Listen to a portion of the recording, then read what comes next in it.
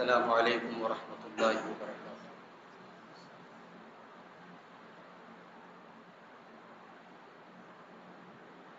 الحمد للہ نحمده ونستعینه ونستغفره ونعوذ باللہ من شرور انفسنا ومن سیئات اعمالنا، من يهده الله فلا مضل له ومن يضلل فلا هادي له،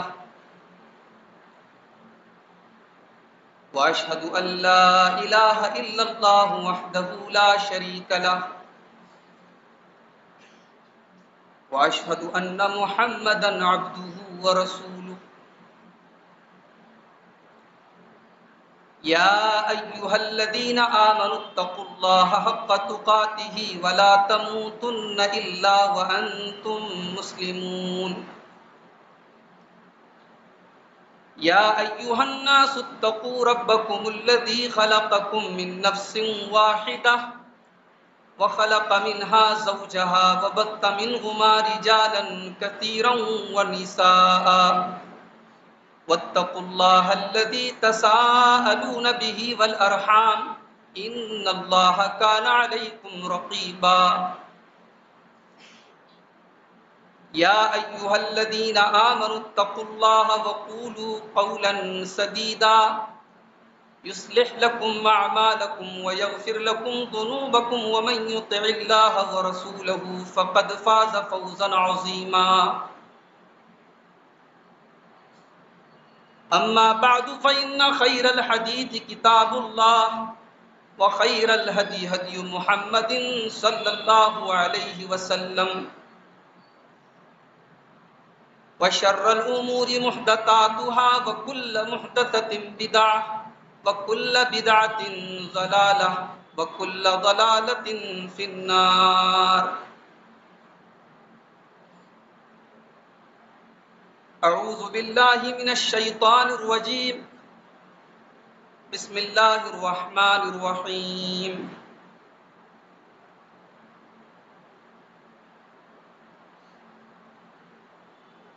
محمد الرسول اللہ والذین معه اشداء علی الکفار رحماء بینہم،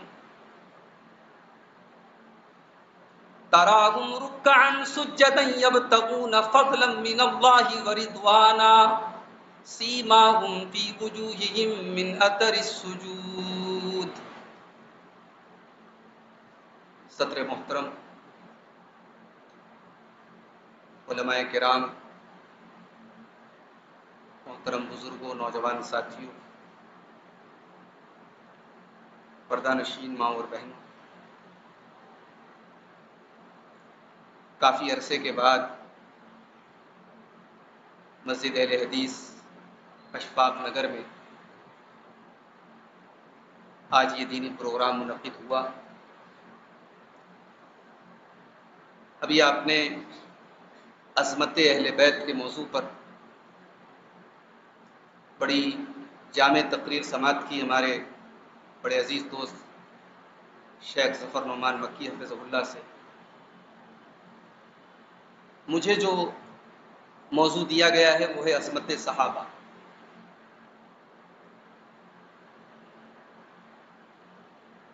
محرم کا مہینہ جیسے ہی شروع ہوتا ہے،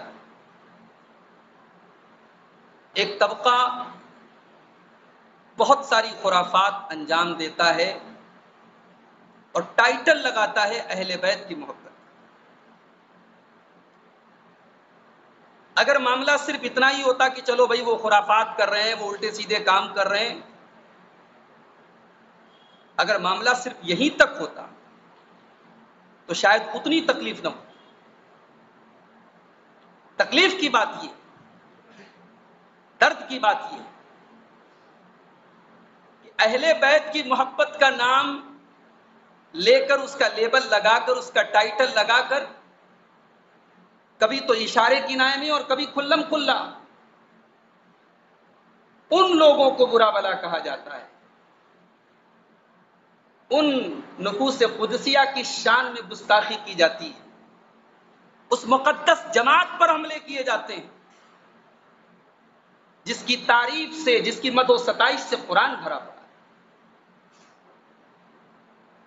ہمارا عقیدہ ہے اس روئے زمین پر اللہ کے پیغمبروں کے بعد، اللہ کے نبیوں کے بعد، اللہ کے رسولوں کے بعد صحابہ کرام سے مقدس کوئی جماعت نہیں گزری ہے۔ قیامت تک آنے والی کوئی نسل ان کی کھا کے پا کے برابر نہیں پہنچ سکتی۔ ہم سجدے کر کر کے مر جائیں، تہجد پڑھ پڑھ کے زندگی گزار دیں، اللہ کی عبادت کر کے اپنے جسم کو گلا لیں، ہم وہ آنکھیں کہاں سے لائیں گے جنہوں نے جمال مصطفیٰ کا دیدار کیا؟ ہم وہ ہاتھ کہاں سے لائیں گے جن ہاتھوں نے رسول اللہ صلی اللہ علیہ وسلم کے ہاتھوں کو پکڑ کر مسافہ کیا؟ ہم وہ مجلس کہاں سے لائیں گے جس مجلس میں محمد الرسول اللہ اپنے صحابہ کو دین سکھایا کرتے؟ صحابہ کرام نے قرآن کو نازل ہوتے ہوئے دیکھا، وہ قرآن بھی جانتے تھے، قرآن کا کانٹیکسٹ بھی جانتے تھے، قرآن کا بیک گراؤنڈ بھی جانتے تھے، کون سی آیت کب اتری، کیوں اتری، اس کا بیک گراؤنڈ کیا ہے، اس کا پس منظر کیا ہے، صحابہ یہ بھی جانتے۔ اور میرا جملہ نوٹ کر لو، جس طریقے سے نبوت کوئی کسبی چیز نہیں ہے، ایسا نہیں ہو سکتا کہ کوئی خود سے نبی ہو جائے، نبوت وحی چیز ہوتی ہے۔ اللہ جس کو چاہتا ہے، اللہ نے جس کو چاہا اس کو نبوت عطا فرمائی۔ ایسا نہیں کہ کوئی اپنے ٹیلنٹ کے بل پر نبی بنے، نہیں، اللہ نے جس کو چاہا وہ نبی بنے۔ اسی طریقے سے اللہ کے پیارے نبی جناب محمد رسول اللہ صلی اللہ علیہ وسلم کے صحابہ کرام بھی اللہ تبارک و تعالیٰ کے چنے ہوئے لوگ۔ قرآن کریم کا 19واں پارہ اٹھائیے، سورہ نمل میں اللہ نے فرمایا قُلِ الْحَمْدُ لِلَّهِ وَسَلَامٌ عَلَىٰ عِبَادِهِ الَّذِينَ اصْطَفَىٰ۔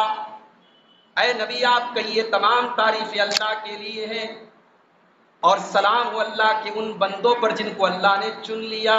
وَسَلَامٌ عَلَىٰ عِبَادِهِ الَّذِينَ اصْطَفَىٰ، سلام ہو اللہ کے ان بندوں پر جو اللہ کے چنندہ ہیں، اللہ کے سلیکٹڈ ہیں۔ اس آیت کی تفسیر میں حضرت عبداللہ ابن عباس رضی اللہ تعالیٰ عنہ کہتے ہیں اولئک اصحاب محمد، وہ لوگوں، اس آیت میں اللہ اپنے نبی کے صحابہ کا تذکرہ کر رہا ہے، یہ صحابہ کی بات ہو رہی ہے۔ اللہ نے اپنے نبی کے صحابہ کو چن لیا تھا اپنے نبی کا ساتھ دینے کے، اللہ نے اپنے نبی کا ساتھ دینے کے لیے اس جماعت کو چن لیا تھا۔ اور رب کعبہ کی قسم،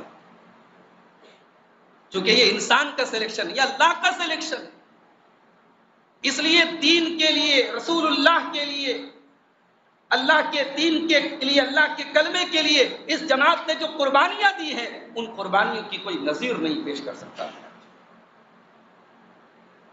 ہم اور آپ دین کے لیے کبھی کچھ پیسے خرچ کر دیں تو سینہ فخر سے پھول جاتا ہے، صاحب میں نے مسجد بنوائی ہے، فلاں مسجد میں نے اے سی لگوائی ہے، فلاں مسجد میں ماربل میں نے بچھوایا ہے، وہاں کی تعمیر میں نے کروائی ہے، فلاں ادارے میں ہر سال 10 لاکھ روپیہ چندہ میں دیتا ہوں۔ ہم تو ذرا سی نیکی پر بھول جاتے ہیں بھائی، اور صحابہ کرام کی نیکی کا حال جانتے ہیں۔ صحابہ کرام کبھی کبھی اس بات پر رویا کرتے تھے کہ میں یہ نیکی کیوں نہیں کر سکا۔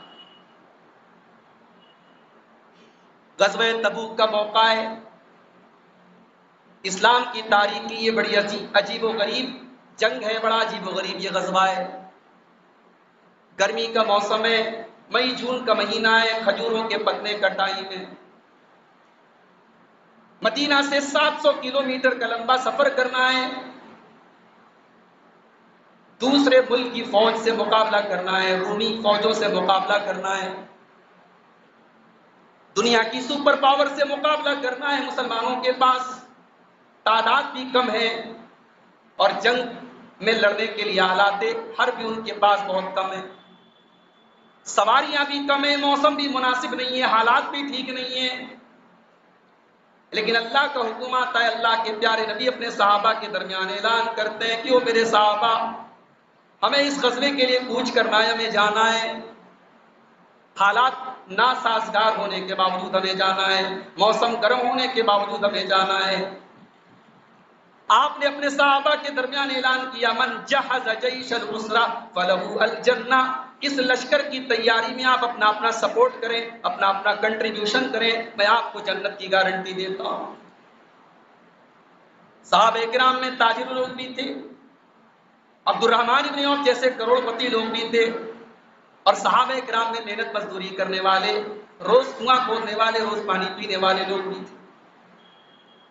بعض صحابہ ان کے دل میں یہ احساس ہوا آج اللہ کے دین کو ضرورت ہے، میں تو کمزور ہوں، میں غریب ہوں، میں مزدور ہوں، میں کیا کنٹریبیوشن کر سکتا ہوں۔ انہوں نے نائٹ شفٹ میں کام کیا، دن میں وہ جو بھی کام کرتے تھے انہوں نے رات میں جا کر کے لکڑیوں کو کاٹ کاٹ کے لکڑیاں اکٹھا کی، لکڑیوں کے گٹھر لاد کر کے ان کے کارخانوں تک، ان کے مالکوں تک پہنچایا، مزدوری کی، محنت کی، اور اس مزدوری سے اور اس محنت سے جو تھوڑی بہت کمائی ہوئی، جو تھوڑا بہت گیہوں ملا، جو ملا، اس اناج کو لا کر کے انہوں نے جناب محمد رسول اللہ کے قدموں میں رکھا۔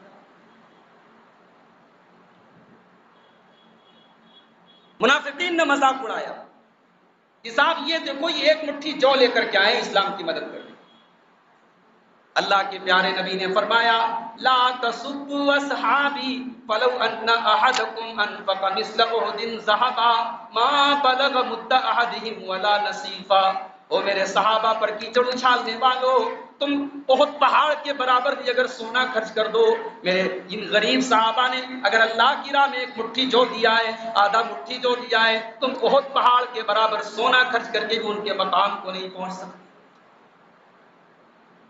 ان غریب صحابہ میں کچھ ایسے صحابہ بھی تھے جو اللہ کے نبی کے ساتھ اس غزوے میں جانا چاہتے تھے، مگر سواری کا بندوبست نہیں۔ جب وہ اللہ کے نبی کے پاس آئے، انہوں نے اللہ کے نبی سے گزارش کی، یا رسول اللہ ہمیں بھی اپنے ساتھ لے کر کے چلیں۔ آپ نے فرمایا، ہمارے پاس سواری کا انتظام نہیں ہے، میں معذرت چاہتا ہوں، میں آپ لوگوں کو لے کر کے نہیں جا سکتا۔ ان صحابہ کرام کے دل پر چوٹ لگی، ان کو تکلیف ہوئی کہ ہم اسلام کی راہ میں، اللہ کی راہ میں جانا چاہتے ہیں، لیکن ہمارے حالات ہم کو جانے نہیں دے رہے ہیں۔ ان صحابہ کرام کی آنکھوں میں آنسو آ گئے، مگر وہ نبی کے سامنے نہیں روئے، وہ پلٹ کر کے روئے تاکہ نبی ہمارے آنسوؤں کو دیکھ کر اللہ کے نبی کو تکلیف نہ ہو۔ جب وہ پلٹ کر کے رونے لگے، اللہ نے قرآن میں ان کے آنسوؤں کا تذکرہ کر دیا۔ 10ویں پارے کی آخری آیت ذرا اٹھا کر کے دیکھیے، وَلَا عَلَى الَّذِينَ إِذَا مَا أَتَوْكَ لِتَحْمِلَهُمْ قُلْتَ لَا أَجِدُ مَا أَحْمِلُكُمْ عَلَيْهِ تَوَلَّوْا وَأَعْيُنُهُمْ تَفِيضُ مِنَ الدَّمْعِ حَزَنًا أَلَّا يَجِدُوا مَا يُنْفِقُونَ۔ اے میرے نبی، یہ آپ کے وہ صحابہ ہیں جو آپ کے ساتھ جانا چاہتے ہیں، اور جب آپ یہ کہہ دیتے کہ میرے پاس سواری کا انتظام نہیں ہے تو بیچارے غم کی وجہ سے رونے لگتے ہیں، پلٹ کر کے روتے ہیں۔ اے نبی، آپ ان کے آنسوؤں کو نہیں دیکھ پاتے، مگر اللہ تعالیٰ قرآن میں ان کے آنسوؤں کا تذکرہ کر رہا ہے کہ اے میرے نبی، ان صحابہ کے آنسوؤں کو دیکھو، یہ اللہ کے دین میں خرچ کرنا چاہتے ہیں، یہ اللہ کے دین کے لیے سب کچھ لٹانا چاہتے ہیں، لیکن اپنی غربت کی وجہ سے یہ کچھ نہیں کر پا رہے، اس لیے رو رہے ہیں۔ یہ ہے صحابہ، نیکی نہ کر پانے کا۔ آج یہ دکھ کس کو ہوتا ہے؟ آج تو یہ ہوتا ہے مارکیٹ چلی، میں منافع نہیں کما پایا، اس کا دکھ ہے۔ کاروبار اپنے ٹاپ پر گیا، اپنے پیک پر گیا، میں فائدہ نہیں اٹھا پایا، اس کا دکھ ہے۔ اس کا دکھ کس کو ہے کہ نیکی بڑھ رہی تھی، نیکی ہو رہی تھی، میں حصہ نہیں لے پایا، اس کا دکھ کس کو؟ یہ صحابہ کرام، اللہ کے نبی صحابہ کے درمیان بیٹھے ہوئے ہیں۔ آپ نے فرمایا، من اتاما منکم اليوم مسکینا، کیا تم میں سے کوئی ایسا ہے جس نے آج کسی غریب کو کھانا کھلایا ہے؟ حضرت ابوبکر صدیق کا ہاتھ اٹھا، اے اللہ کے نبی، میں نے غریب کو کھانا کھلایا ہے۔ آپ نے پوچھا، من اصبح منکم اليوم صائما، کیا تم میں سے آج کوئی روزے کی حالت میں ہے؟ ابوبکر صدیق کا ہاتھ اٹھا، یا رسول اللہ، میں روزے کی حالت میں۔ آپ نے پوچھا، من عاد منکم اليوم مریضا، کیا تم میں سے کسی نے آج کسی مریض کی عیادت کی ہے، ابو بکر صدیق کا ہاتھ اٹھا، ہاں اللہ کے نبی میں نے ایک مریض کی عیادت کی ہے۔ آپ نے پوچھا من شہید منکم الجنازہ، کیا تم میں سے کوئی کسی مسلمان کے جنازے میں شامل ہوا ہے؟ ابو بکر صدیق کا ہاتھ اٹھا، ہاں اللہ کے نبی میں ایک مسلمان کے جنازے میں بھی شامل ہوا ہوں۔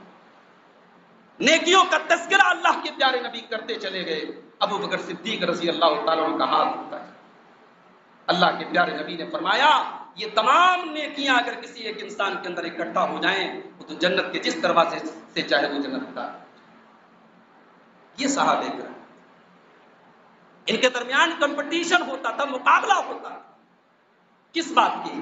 دنیا کے لیے، دنیا کی بہتری کے لیے نہیں، آخرت کی بہتری کے لیے، میں آخرت کیسے بہتر کروں۔ ابھی آپ نے حضرت علی کی فضیلت میں وہ حدیث سنی نا، خیبر کے موقع پر اللہ کے نبی نے فرمایا کہ کل خیبر کا جھنڈا، خیبر کا علم میں اس انسان کو دوں گا جس سے اللہ اور اس کے رسول محبت کرتے ہیں، اور اللہ اور اس کے رسول سے محبت کرتا ہے وہ انسان، اور اللہ اور اس کے رسول اس انسان سے محبت کرتا ہے۔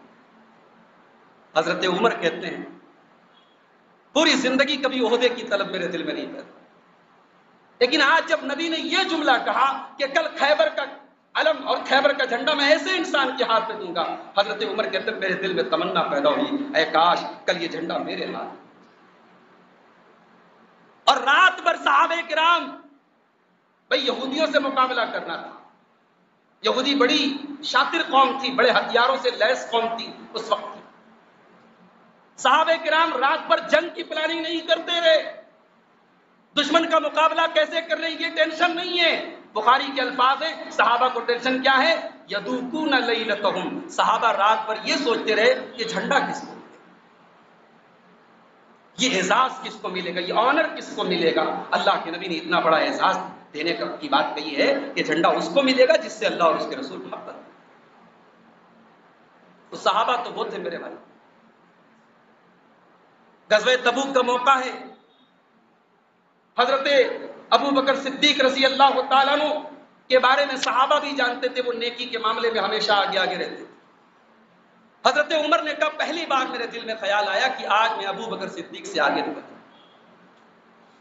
اپنے گھر گئے، اپنے گھر کے سارے مال کو 2 حصوں میں تقسیم کیا اور آدھا مال اللہ کے نبی کی خدمت میں لے آئے۔ نبی اکرم نے پوچھا ما ابقیت لأہلک، اے عمر فاروق تم اپنے گھر والوں کے لیے کیا چھوڑ کے آئے ہو؟ حضرت عمر فاروق نے فرمایا ابقیت لہم النصف، اے اللہ کے نبی میں آدھا لے کر کے آیا ہوں، آدھا چھوڑ کر کے آیا ہوں۔ تھوڑی دیر کے بعد حضرت ابو بکر صدیق رضی اللہ تعالیٰ عنہ بھی آئے، وہ بھی اپنے گھر کا جو سامان جو مال لائے تھے انہوں نے وہ مال لا کر کے اللہ کے نبی کے قدموں میں رکھ دیا۔ نبی اکرم نے پوچھا اے ابو بکر ما ابقیت لأہلک، تم نے اپنے گھر والوں کے لیے کیا چھوڑا ہے؟ ابو بکر صدیق نے کیا پیارا جواب دیا، فرمایا ابقیت لہم اللہ ورسولہ، اے اللہ کے نبی میں نے اپنے گھر والوں کے لیے اللہ اور اس کے رسول کو چھوڑا ہے۔ میں تو گھر پہ جھاڑو پھیر کے آیا ہوں، میں تو سارا کا سارا مال لے کر کے آیا ہوں، آج اسلام کو میرے مال کی ضرورت ہے، میں اپنے مال کی سیونگ کر کے کیا کروں گا، میں اپنے مال کو بچا کر کے کیا کروں گا، میں سارا کا سارا مال ہے اللہ کے نبی لے کر کے آیا ہوں۔ عمر فاروق رضی اللہ تعالیٰ عنہ نے برا گئی آنکھیں، آنسو آ گئے اور کہا واللہ لا اسابقک، اے ابو بکر عمر تیرا مقابلہ نہیں۔ یہ نبی کے ساتھ ان کے دلوں کا امتحان لیا ہے اللہ۔ دنیا میں بہت بڑے بڑے ایگزام ہوتے ہیں، بڑے ٹف ایگزام ہوتے ہیں، مگر دنیا کا سب سے ٹف ایگزام ہے دل کا ایگزام۔ بھئی آپ کے دل میں کیا ہے، آپ کی نیت کیا ہے؟ آپ کا کپڑا تو بڑا شاندار ہے، آپ کا اخلاق تو بڑا اچھا ہے، آپ بظاہر تو بہت اچھے ہیں، لیکن آپ کا اندرون کیسا ہے، آپ کا ضمیر کیسا ہے، آپ کی نیت کیسی ہے؟ صحابہ کرام وہ ہیں اللہ نے ان کے باطن کی گارنٹی لی ہے، ان کی نیت کی گارنٹی۔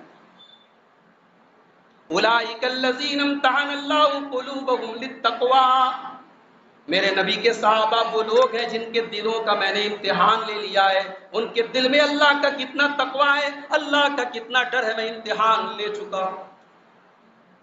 اور اس امتحان میں صحابہ کرام نے 100 مارکس حاصل کیے، پورے 100 کے 100 نمبر حاصل۔ اس کی دلیل جاننا چاہتے ہیں تو سورہ توبہ کی آیت نمبر 100 اٹھائیں۔ والسابقون الاولون من المہاجرین والانصار والذین اتبعوہم باحسان، میرے نبی کے وہ صحابہ جو مہاجرین میں سے ہیں اور وہ صحابہ جو انصار میں سے ہیں جو پہلے ایمان لائے، والذین اتبعوہم باحسان، اور جو ان کے نقش قدم پر چلتے ہوئے ان کے بعد ایمان لائے، پہلے ایمان لانے والے بھی، بعد میں ایمان لانے والے بھی، مکہ کے مہاجر بھی، مدینہ کے انصار بھی، اللہ نے سب کا نام سب کا تذکرہ کر کے فرمایا رضی اللہ عنہم ورضوا عنہ، اللہ ان سے راضی ہو گیا، وہ اللہ سے راضی ہو گئے۔ بھئی اللہ اتنا کہہ دیتا میں راضی ہو گیا تو بات ختم تھی نا، اللہ نے یہ کیوں کہا کہ وہ اللہ سے راضی؟ اس میں بھی ایک نقطہ ہے، ایک پوائنٹ ہے۔ ایک انسان دین کے لیے قربانی تو دیتا ہے مگر تکلیف کے ساتھ دیتا ہے، رو کر کے دیتا ہے، اللہ کی راہ میں خرچ کر رہا ہے مگر مال کی محبت کے ساتھ رو کر کے کلپ کر کے اللہ کی راہ میں دے رہا ہے۔ اور ایک انسان خوشی کے ساتھ دیتا ہے کہ میرا مال اللہ کے دین میں کام آ رہا ہے، میری جان اللہ کے دین کے لیے کام آ رہا ہے۔ صحابہ کرام اللہ سے راضی تھے، اللہ ان سے راضی۔ اتنا بڑا ریوارڈ دنیا میں کسی کو نہیں، اتنا بڑا سرٹیفکیٹ دنیا میں کسی کو نہیں۔ کتنے بدبخت ہیں وہ لوگ، کتنے بدنصیب ہیں وہ لوگ کہ جن کو اللہ کہہ رہا ہے میں راضی ہوں، وہ کہہ رہے ہیں صاحب ہم راضی نہیں۔ کوئی تبرہ کر رہا ہے، کوئی ریسرچ کے نام پر، تحقیق کے نام پر۔ کاہے کی ریسرچ ہے بھائی، کاہے کی تحقیق ہے؟ جو تحقیق آپ کو صحابہ کرام سے دور کر دے وہ تحقیق نہیں ہے، وہ منافقت ہے۔ جو ریسرچ آپ کو حضرت معاویہ کو گالی دینے پر مجبور کرے، صحابہ کرام سے بدزن کر دے، میں ایسی ریسرچ کو اپنے جوتے کی نوک پر۔ اللہ کہہ رہے میں راضی ہوں گا۔ ایک واقعہ یاد آیا، علامہ ثناء اللہ امرتسری رحمۃ اللہ علیہ ہماری جماعت کے بہت بڑے عالم تھے، مناظر اسلام تھے۔ ایک مرتبہ پنجاب میں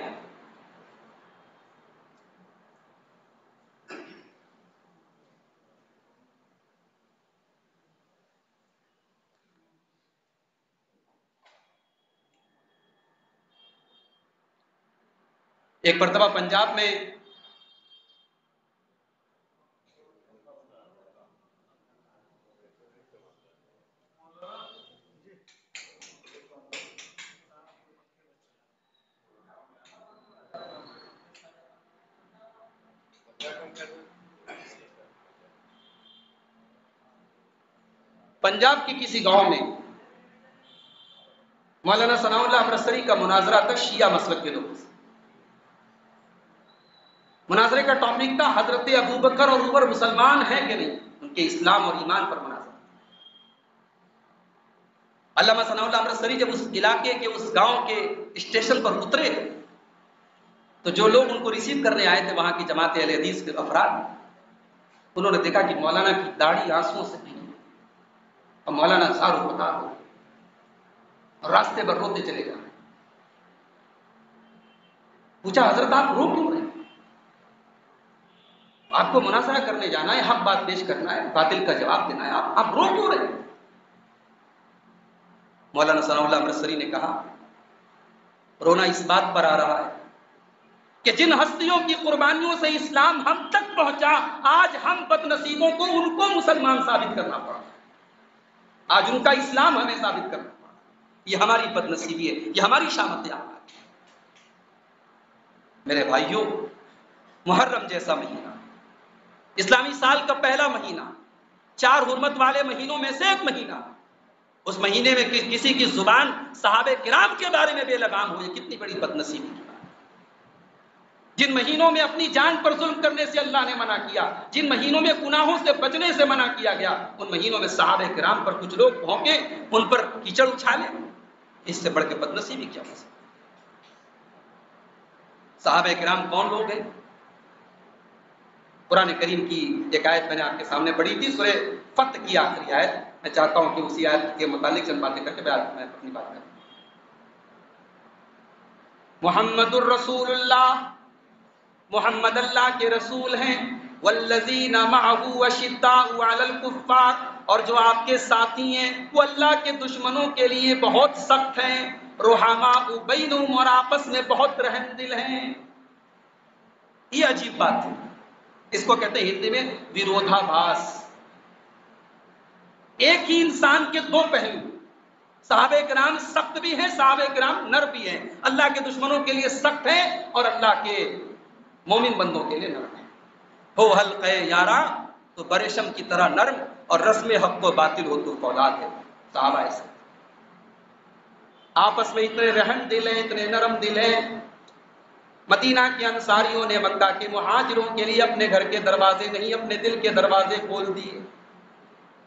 سعد ابن ربی عبد الرحمن ابن عوف سے کہتے ہیں کہ اے میرے بھائی، اللہ کے نبی نے آپ کو میرا بھائی بنایا ہے، میری پراپرٹی، میری جائیداد، میرے باغات میں سب کو آدھا آدھا کر دیتا ہوں، آدھا آپ لے لیں آدھا میں لے لیتا ہوں۔ آپ اس شہر میں نئے ہیں، ہو سکتا ہے آپ کو شادی میں دقت آئے، رشتہ ملنے میں دقت آئے، میں اپنی کسی بیوی کو طلاق دے دیتا ہوں، عدت کے بعد آپ نکاح کر لیں، آپ کا گھر بس جائے، اے میرے بھائی میں سب کچھ دینے کے لیے تیار ہوں۔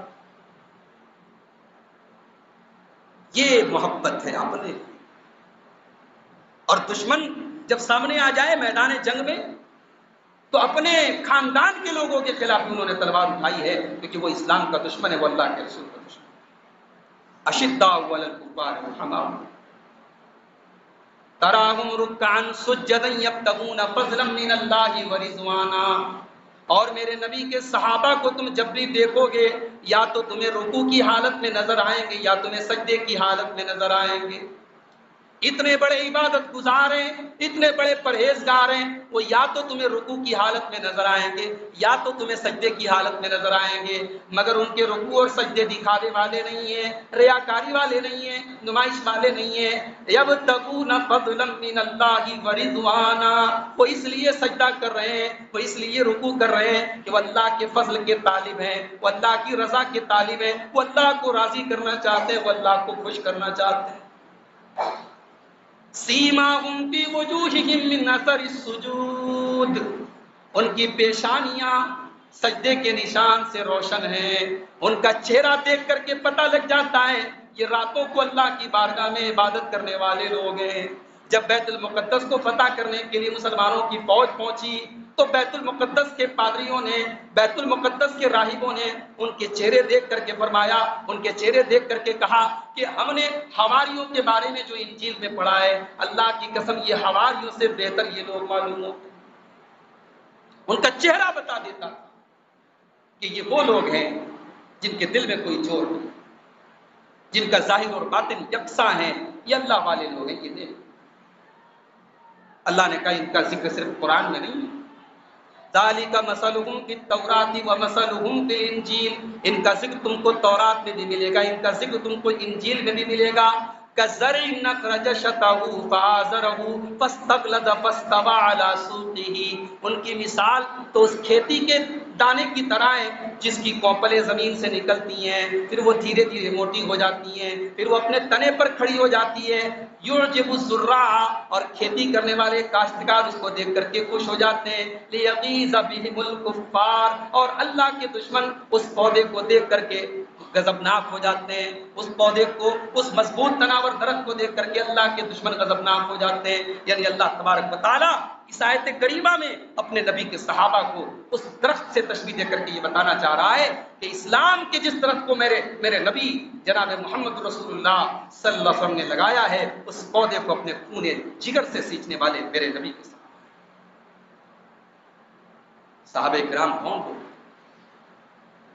غزوہ تبوک کے موقع پر ایک کھجور، حضرت قتادہ کے حافظ ابن کثیر نے نقل کیا ہے کہ ایک کھجور کو پورے قافلے کے لوگ ایک کھجور کو باری باری چوس رہے ہیں، پانی پی رہے، اس کھجور کو چوس رہے ہیں، کیونکہ تمام خوراک ختم ہو گئی ہے، کھانے کو کوئی چیز نہیں۔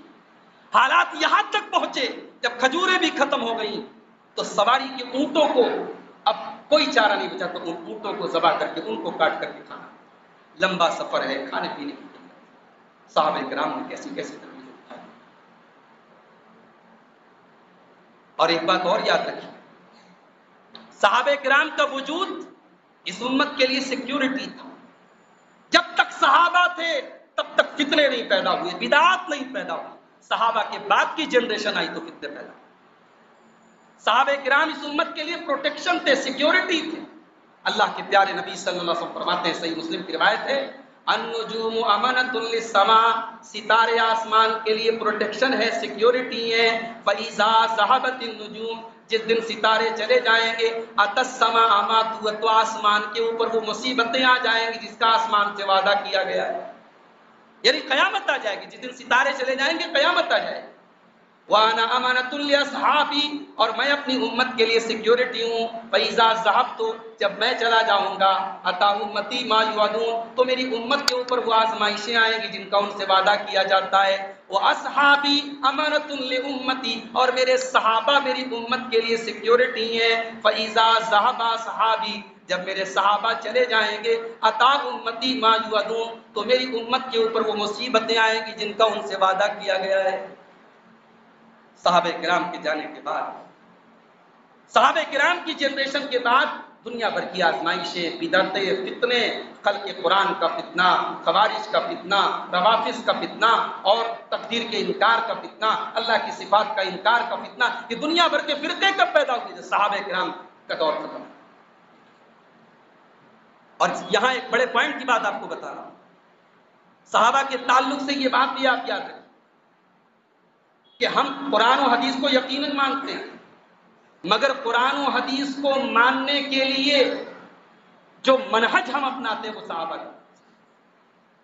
ورنہ آج محرم کے مہینے میں ماتم کرنے والا اپنے ماتم کو بھی قرآن سے ثابت کرتا، صحابہ کو گالی دینے والے اور صحابہ پر تبرہ کرنے والے بھی اپنے مسلک کے لیے قرآن کی آیتوں کو دلیل بنا رہے ہیں. عید میلاد النبی کا جلوس نکالنے والے بھی قرآن کی دلیلیں پیش کرتے ہیں. تو قرآن و حدیث کی دلیل ہونا کافی نہیں ہے، قرآن و حدیث کو ویسے فالو کرنا ہے جیسے صحابہ فالو کرنا. یہ بڑا اہم اصول ہے، یاد رکھیں. اسی لیے اللہ نے قرآن میں صحابہ کے منہج کو فالو کرنے کو کہا. وَمَن يُشَاقِقِ الرَّسُولَ مِن بَعْدِ مَا تَبَيَّنَ لَهُ الْهُدَىٰ وَيَتَّبِعْ غَيْرَ سَبِيلِ الْمُؤْمِنِينَ نُوَلِّهِ مَا تَوَلَّىٰ، جو رسول کی بات نہیں مانے گا اور جو صحابہ کے طریقے کو چھوڑ کر کے کوئی اور طریقہ اپنائے گا، وہ یاد رکھے نُوَلِّهِ مَا تَوَلَّىٰ، وہ جدھر پلٹے گا ہم ادھر اس کو پلٹا دیں گے. وَنُصْلِهِ جہنم، اور اسے جہنم میں پہنچا دیں گے. وَسَاءَتْ مَصِيرًا، اور جہنم بڑا ہی برا ٹھکانہ ہے. ہماری نوجوان نسل کو صحابہ کے بارے میں کچھ پتہ ہی نہیں. ہمارے کتنے نوجوان ہیں ماشاءاللہ پڑھے لکھے، ایجوکیٹڈ ہیں، کوئی گریجویٹ ہے، کسی نے ماسٹرز کیا ہے، صحابہ کرام کے بارے میں کیا جانتے ہوئے کچھ نہیں جانتے، عشرہ مبشرہ کے نام نہیں مانتے، صحابہ کی سیرت کے بارے میں تو کچھ بھی نہیں مانتے. اہل باطل، صحابہ کو گالی دینے والے، صحابہ کو برا بھلا کہنے والے اپنے بچے کو وہ زہر پلا رہے ہیں، اور ہم صحیح ہونے کے باوجود اور حق پر ہونے کے باوجود اپنی نوجوان نسل کو اور اپنے بچوں کو ہم صحابہ کے بارے میں کچھ نہیں بتا رہے. یہ بڑے افسوس کی بات ہے. صحابہ کی محبت ہمیں اپنے بچوں کی گھٹی میں ڈال دینی چاہیے. صحابہ کرام کی محبت اور صحابہ کرام کی سیرت اپنے بچوں اور اپنے نوجوان نسل کو ہمیں سکھانی چاہیے. امام طحاوی کا وہ جملہ میں اکثر اپنی تقریروں میں بیان کرتا ہوں. ہمارے جامعہ سلفیہ میں امام طحاوی کی کتاب العقیدۃ الطحاویہ پڑھائی جاتی ہے، اور بڑی عجیب بات ہے، امام طحاوی حنفی عالم ہے، حنفی عالم ہے وہ، اور ان کی کتاب جامعہ سلفیہ میں پڑھائی جاتی ہے. کیوں؟ کیونکہ وہ عالم تو حنفی ہیں مگر عقیدہ ان کا سلفی. عقیدہ وہ ہے جو صحابہ کا تھا، عقیدہ وہ ہے جو امام احمد ابن حنبل کا تھا، عقیدہ وہ ہے جو امام بخاری کا تھا، عقیدہ وہ ہے جو سلف صالحین. تو ان کی عقیدے کی کتابیں کبھی موقع ملے پڑھیے گا اس کو، چھوٹی سی کتاب ہے العقیدۃ الطحاویہ. اس میں انہوں نے 2 لائن میں صحابہ کے بارے میں ہمارا بلیف کیا ہونا چاہیے، ہمارا عقیدہ کیا ہونا چاہیے، 2 لائن میں انہوں نے لکھا ہے. یہ 2 لائن ہم سب کو یاد کریں. امام طحاوی فرماتے ہیں وَنُحِبُّ أَصْحَابَ رَسُولِ اللَّهِ، ہم اللہ کے رسول کے صحابہ سے محبت کرتے ہیں. وَلَا نُفْرِطُ فِي حُبِّ أَحَدٍ مِّنْهُمْ، اور ہم کسی صحابی کی محبت میں حد سے تجاوز نہیں کرتے. ہم ابو بکر صدیق سے بھی محبت کرتے ہیں، عمر فاروق سے بھی کرتے ہیں، عثمان غنی سے بھی کرتے ہیں، علی مرتضیٰ سے بھی کرتے ہیں، سارے صحابہ سے کرتے ہیں، سارے اہل بیت سے کرتے ہیں، مگر کسی کی محبت میں غلو نہیں کرتے. غلو کا مطلب کیا ہے؟ علی کی محبت میں ہم اتنا آگے بڑھ جائیں کہ علی رضی اللہ عنہ کو مشکل کشا کہیں، یہ غلو ہے۔ قوالی میں قوال کہتا ہے دمادم مست کلندر علی دا پہلا نمبر، یہ غلو ہے، علی کا پہلا نمبر نہیں، علی کا چوتھا نمبر۔ ہم کسی صحابی کے بارے میں غلو نہیں، وَلَا نَتَبَرَّأُ مِنْ أَحَدٍ مِّنْهُمْ، اور ہم کسی صحابی سے برات کا اظہار نہیں کرتے، کسی صحابی سے نفرت نہیں کرتے، کسی صحابی پر تبرہ نہیں کرتے۔ نبی اکرم کا ہر صحابی ہمیں محبوب ہے، ایک روز کے لیے بھی اس نے نبی سے ملاقات کی، 1 گھنٹے کے لیے ملاقات کی اور ایمان کی حالت میں اس دنیا سے گئے، وہ صحابی ہے اور ہم اس سے محبت کرتے ہیں۔ اگر آپ سے کوئی پوچھے صحابی کی ڈیفینیشن کیا ہے، صحابی کس کو کہتے ہیں، تو حافظ ابن حجر رحمۃ اللہ علیہ نے صحابی کی جو ڈیفینیشن کی وہ سب سے بہترین ڈیفینیشن ہے۔ الصحابی من لقی النبی صلی اللہ علیہ وسلم مؤمنا به ومات علی الاسلام، بڑی چھوٹی سی ڈیفینیشن ہے۔ صحابی کون؟ صحابی وہ جس نے ایمان کی حالت میں نبی سے ملاقات کی اور ایمان کی حالت میں وہ دنیا سے اللہ کو پیارے دنیا سے گئے، ایمان کی حالت میں نبی سے ملے اور ایمان کی حالت میں دنیا سے گئے، وہ صحابی۔ ہر صحابی سے ہم محبت کرتے، کسی صحابی سے برات کا اظہار نہیں۔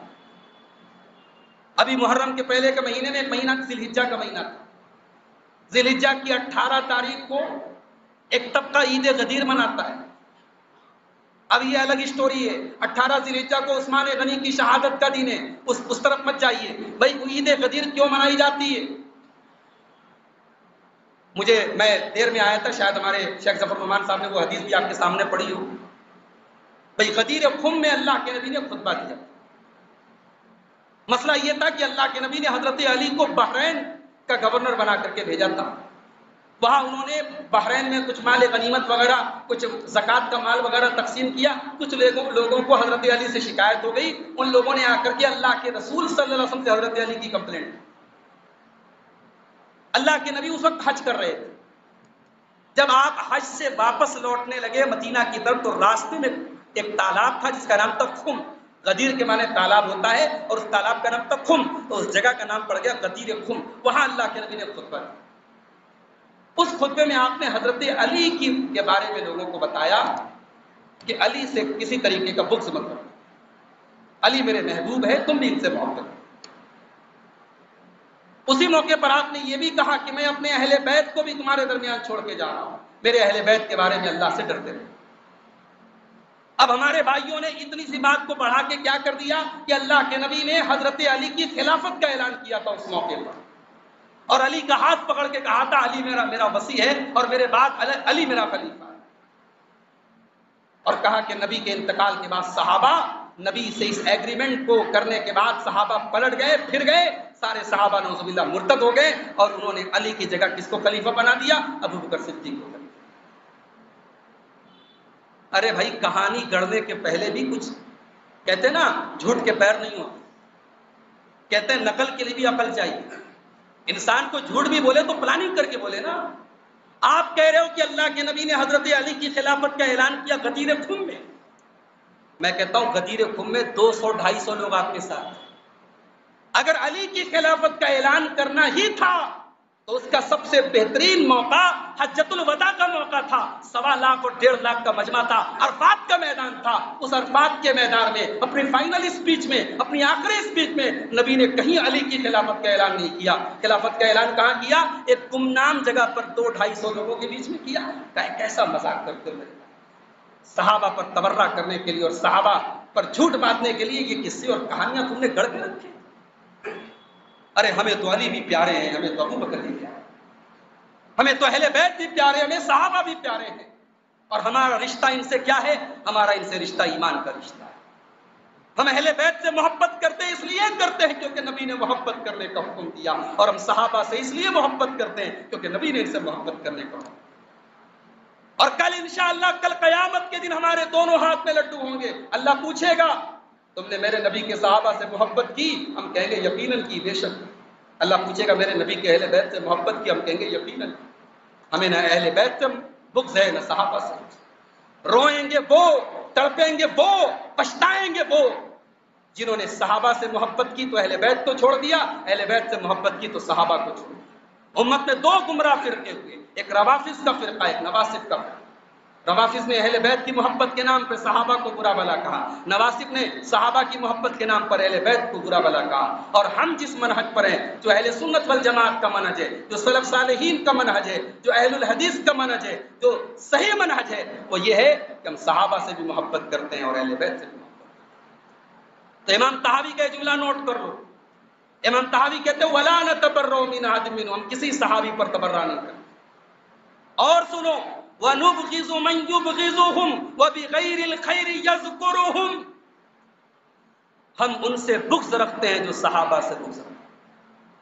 میں آپ سے یہ نہیں کہتا آپ فلاں مسلک کے لوگوں سے تعلقات مت رکھیے، ان سے نفرت کیجیے، مگر اس آئیڈیولوجی کے لیے آپ کے دل میں سافٹ کارنر نہیں ہونا چاہیے، اور آج سافٹ کارنر پیدا ہو رہا ہے۔ آج ہمارے بہت سارے نوجوان بھائی جو علی مرزا، انجینئر علی مرزا کو سنتے ہیں، ان کے دلوں میں حضرت معاویہ کانٹے کی طرح چلتے ہیں۔ ان کو یہ لگتا ہے کہ ہم علی سے محبت کرتے ہیں تو ہمیں معاویہ کا ساتھ چھوڑنا پڑے گا۔ ارے صرف معاویہ کا ساتھ کیوں چھوڑ دو؟ تم علی سے محبت کرتے ہو تو اماں عائشہ کا بھی ساتھ چھوڑ دو۔ علی کے خلاف جنگ میں تو حضرت عائشہ نے بھی رول ادا کیا تھا۔ صحابہ کرام کے آپس کے ڈسپیوٹس اور آپس کے اختلاف کو بنیاد بنا کر تم نے صحابہ کا بٹوارا کر دیا کہ ہم علی سے محبت کرتے ہیں تو ہمیں معاویہ کو چھوڑنا پڑے گا۔ یہ بات نوٹ کر لو کہ صحابہ میں جب آپس میں جنگیں ہوئیں تو صحابہ کی اکثریت ان جنگوں سے الگ تھی۔ بڑے بڑے صحابہ نہ حضرت علی کی جماعت میں شامل ہوئے نہ حضرت معاویہ کی جماعت میں شامل ہوئے، وہ ان جنگوں کو فتنہ سمجھتے تھے۔ اور امام محمد ابن سیرین کہتے ہیں کہ ان صحابہ نے جو ان جنگوں میں شریک ہوئے تھے ان کی تعداد 100 سے بھی زیادہ نہیں تھی، اس میں صحابہ کرام انوالو ہی نہیں تھے، اس میں تو وہ باقی اور وہ فتین جماعت عبداللہ ابن سبا اور اس کے چیلے اور چمچے، ان لوگوں نے ان فتنوں کی آگ کو بڑھایا۔ تو آج ہمارے بہت سارے نوجوان بھائی سافٹ کارنر رکھتے ہیں کہ صاحب ارے کیا ہو گیا، صحابہ کو کوئی اگر برا بھلا کہہ رہا ہے، ان کے پاس بھی تو روایتیں ہیں، تاریخ کی کتابوں میں بہت کچھ لکھا ہوا ہے، چھوڑو جانے دو ان کا مسلک۔ اگر یہ سافٹ کارنر آپ کے اندر ہے تو آپ معاف کیجیے گا، آپ اہل حدیث کے عقیدے پر تو نہیں، آپ سلفی عقیدے پر نہیں۔ سلفی عقیدہ کیا ہے؟ وَنُبْغِضُ مَن يُبْغِضُ، صحابہ سے بغض رکھے، ہم اس سے محبت کر ہی نہیں سکتے، ہم اس سے کمپرومائز نہیں کر سکتے۔ وَبِغَيْرِ الْخَيْرِ يَذْكُرْهُمْ، جو صحابہ کرام کا ذکر برے انداز میں کرے وہ ہمارا آئیڈیل کبھی نہیں ہو سکتا۔ وَلَا نَذْكُرُهُمْ إِلَّا بِخَيْرٍ، ہم صحابہ کا ذکر جب بھی کرتے ہیں اچھے انداز میں۔ وَحُبُّهُمْ دِينٌ وَإِيمَانٌ وَإِحْسَانٌ وَبُغْضُهُمْ كُفْرٌ وَنِفَاقٌ وَطُغْيَانٌ، صحابہ کی محبت دین ہے، صحابہ کی محبت ایمان ہے، صحابہ کی محبت احسان ہے، اور صحابہ سے نفرت کرنا کفر ہے، صحابہ سے نفرت کرنا نفاق ہے، اور صحابہ سے نفرت کرنا سرکشی ہے۔ تو صحابہ سے محبت کیجئے میرے بھائی، قرآن پڑھیے۔ آج لوگ کہتے ہیں بھائی صحابہ بھی تو انسان تھے، ان سے غلطی نہیں ہو سکتی، یقیناً غلطی ہو سکتی ہے، قرآن میں ان کی غلطیوں کو اللہ نے بیان کیا ہے، مگر کبھی آپ نوٹ کیجئے گا میرے اس جملے کو، قرآن میں اگر اللہ نے کہیں پر بھی کسی صحابی کی کوئی غلطی بیان کی ہے، آپ غور کیجئے گا اللہ نے فوراً یہ بھی وضاحت کی میں نے معاف کر دیا۔ جہاں کسی صحابی کی کسی غلطی کا اللہ نے ذکر کیا ہے، جیسے غزوہ حنین میں کوئی صحابہ حالات دیکھ کر کے پیچھے پاؤں پلٹ گئے، بھاگنے لگے میدان چھوڑ کر کے، اللہ نے قرآن میں ان کا ذکر کیا کہ تم میں سے ایک جماعت کے قدم کمزور پڑ گئے، لیکن پھر اللہ نے کہا ثم تاب علیہم، میں نے ان کو معاف کیا۔ غزوہ تبوک میں کچھ مسلمانوں کے دل کمزور تھے، من بعد ما کاد یزیغ قلوب فریق منہم، کچھ لوگوں کے دل میں کمزوری آئی تھی، ثم تاب علیہم، لیکن اللہ نے معاف کر۔ اللہ نے بار بار قرآن میں صحابہ کی غلطیوں کا جہاں بھی ذکر کیا وہاں معاف کرنے کا ذکر کر کے یہ سبق دیا کہ تمہیں یہ حق نہیں پہنچتا ہے کہ تم ان صحابہ کی غلطیوں کو بیان کرو۔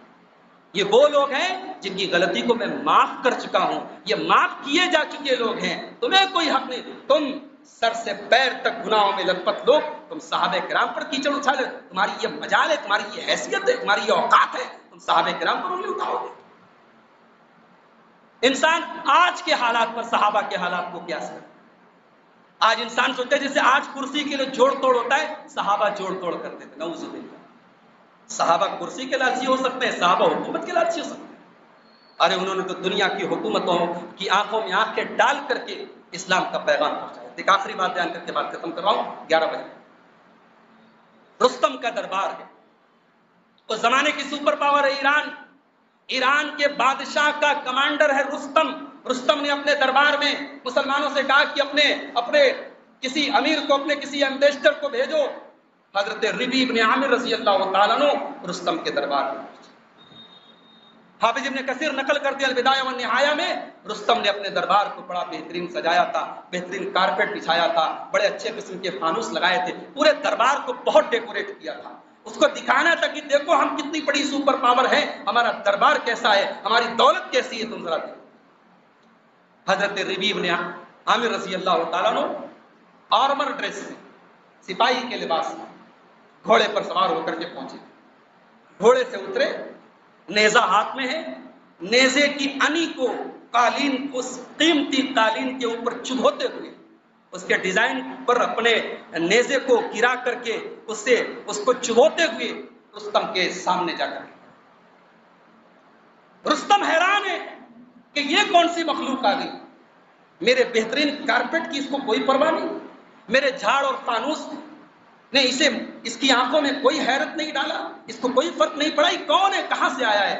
رستم نے کہا ارے بھائی تمہارا پرپس کیا ہے، تمہارا مقصد کیا ہے، تم عرب سے چل کر کے ہم سے مقابلہ کرنے ہو، کیا چاہتے ہو تمہارا ایم کیا ہے، تمہارا گول کیا ہے، تمہارا ٹارگٹ کیا ہے۔ حضرت ربیع بن عامر رضی اللہ تعالیٰ عنہ نے فرمایا، 2 لائن میں پورے اسلام کا انٹروڈکشن کر دیا، اسلام کیوں آیا ہے دنیا۔ حضرت ربیع بن عامر نے کہا جئنا لنخرج العباد من عبادت العباد الى عبادت اللہ، اے رستم ہم لوگوں کو اللہ کی بندوں کی غلامی سے نکال کر کے اللہ کی غلامی کی طرف لے کر کے جانے آئے ہیں۔ ومن جور الادیان الى عدل الاسلام، دنیا کے جھوٹے ادیان اور مذاہب میں انسانوں پر بڑا ظلم و ستم ہے، ہم اسلام کی شیتل چھایا میں لے کر کے لے جانے کے لیے آئے ہیں۔ ومن ضیق الدنیا الى سعۃ الاخرہ، اور لوگ دنیا کی تنگیوں میں پریشان ہیں، ہم آخرت کی کشادگی کی طرف لے کے جانے آئے ہیں، ہم آخرت کی فکر لوگوں کے دل میں ڈالنے کے لیے۔ یہ صحابہ کرام تھے۔ اللہ سے دعا ہے رب العالمین ہمیں صحابہ کرام سے محبت کرنے کی توفیق عطا فرمائے، صحابہ کرام کی عظمت کو سمجھنے کی توفیق عطا فرمائے۔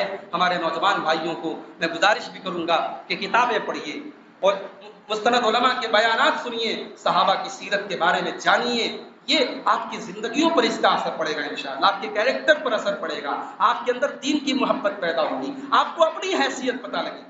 ہم جو تھوڑی تھوڑی نیکیوں پر بھول جاتے ہیں نا، جب ہم صحابہ کی نیکیوں کے بارے میں پڑھیں گے، صحابہ کی قربانیوں کے بارے میں پڑھیں گے تو ہمیں پتہ لگے گا ہم کتنے پانی ہیں۔ تو آپ اللہ کے واسطے تھوڑا سا ٹائم نکالیے اور اچھی چیزوں کو پڑھیے، اچھی چیزوں کو سنیے، صحابہ کے بارے میں پڑھیے اور جانیے۔ اللہ ہم سب کو اس کی توفیق عطا فرمائے، اللہ جب تک ہمیں دنیا میں زندہ رکھے، اسلام پر زندہ رکھے، اور خاتمہ ہم سب کا ایمان پر ہو، آمین۔ وآخر دعوانا الحمد للہ۔